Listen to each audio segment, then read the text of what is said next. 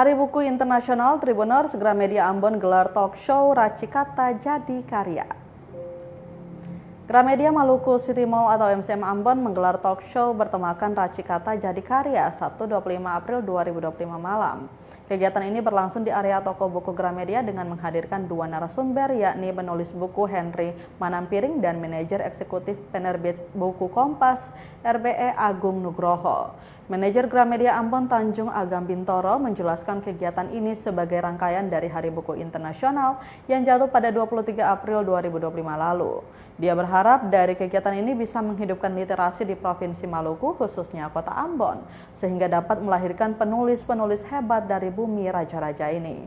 Selain itu, Tribuners, giat literasi di Maluku bisa terus tumbuh dan berkembang. Pantauan tribunambon.com di lokasi talk show ini dihadiri sekitar oleh 50 peserta yang didominasi dari kalangan mahasiswa. Usai talk show, para peserta kemudian meminta tanda tangan dari kedua narasumber selaku penulis dan penerbit buku Filosofi Teras. Dia Maluku City Mall sedang berlangsung untuk talk show bersama Bank Indonesia, kerjasama dengan penerbit buku Kompas dan juga Gramedia. Acara hari ini dalam menyongsong Hari Buku Internasional.